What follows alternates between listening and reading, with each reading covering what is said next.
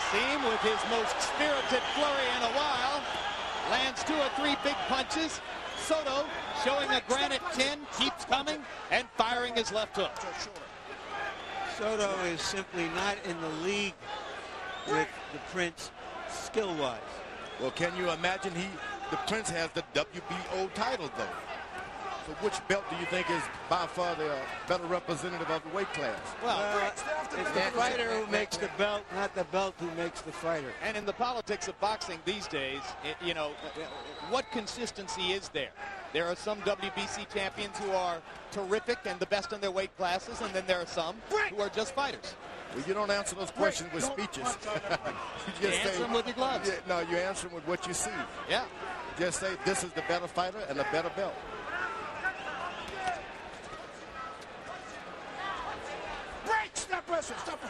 Sooner or later, more and more fighters will realize that it is they who matter and not the belts. You know, Soto is really not covering himself with any glory, not showing any great valor in the way he's going about defending his title. He's not really taking chances. He's got his chin tucked in, his gloves. He's really not winging it when he's clearly behind in this fight. Guys got to get a break. Stay off his feet. Stay off the feet. But the referee has turned out to be great now. Ooh, another good uppercut. Right uppercut. I agree with you, George. I had doubts about the referee early on. I think he's done the best he could in a difficult circumstance. Maybe Soto and his corner believe that because of the 2 points deducted from Hamed, this fight is close enough for them to just keep doing what they're doing. There goes another one. That's about the 4th unassisted tackle for Naseem, and he helps Soto up and makes a show of it.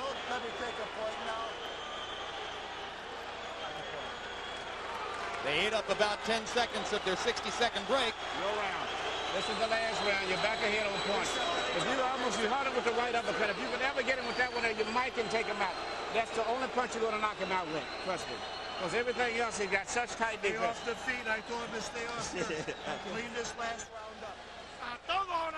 Everything you got. This is the last round. Everything. Last round. Everything you've got. The difference between this guy and you is $1 million.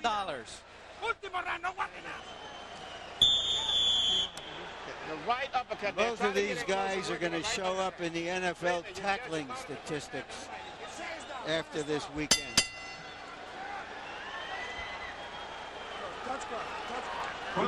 In round 11, Prince Naseem had his best round, landing 21 out of 42 punches. Does that mean he won the round on the scorecards? Well, Prince he really won a knockout, but he's got to catch Soto coming in. Well, you heard Emmanuel Stewart say only the right uppercut will do it. No other punch will score the knockout except the right uppercut, according to Stewart. But he has to catch whatever punch it is coming forward. He's reaching out, and the guy Soto has a good defense. Hands are always in position. Naz trying to launch him with a left uppercut there.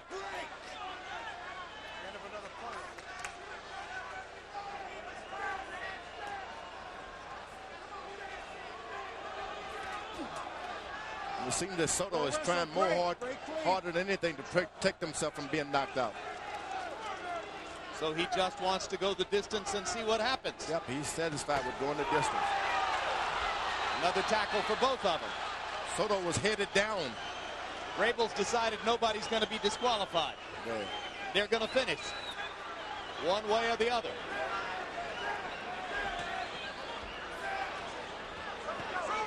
There are all kinds of ways to quit in a fight.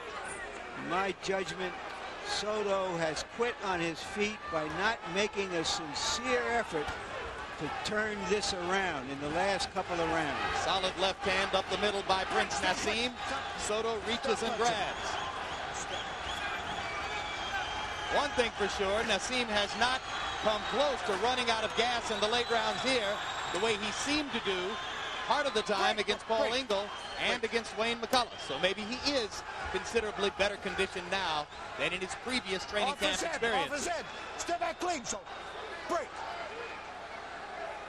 I hope the $1,000 ticket buyers showed up in time to see Morales against McCollum. If they did, they won't go home all that unhappy. You don't want to follow a show like the one we had earlier. Oh, was that a fight? Break! Break! There'll be a lot of boos when the bell sounds at the end of round 12. Break! Stop punching! Come on, come on. Finish up, finish up. No knockout for Naz. Break! Stop punching! No aggressive title defending effort, or so it seems, from Soto. Naz pot-shotting, trying to land a few more power shots in the closing seconds. It's not going to happen. And here comes the chorus of boos. Stop! Stop! Not one for the time capsule.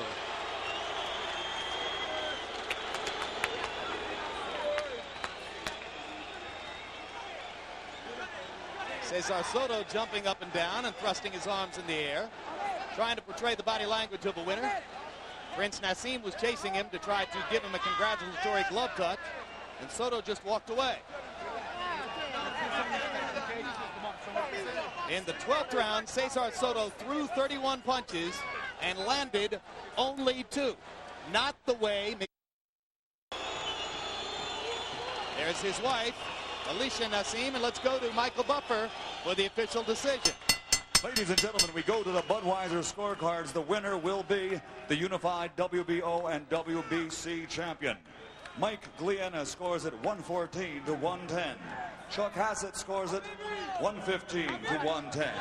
And Dario Charino scores it 116 to 108 for the winner, and still undefeated from Sheffield, England.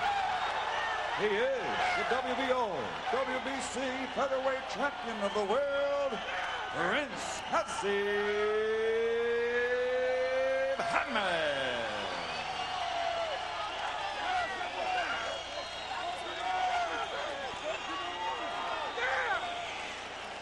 So Prince Naseem, who was nervous enough, incidentally, to lean over the ropes and glance at our monitors to check out Harold Letterman's scorecard when we were showing that, gets the reassurance he's looking for from the 3 official ringside judges, and now holds 2 featherweight championship belts.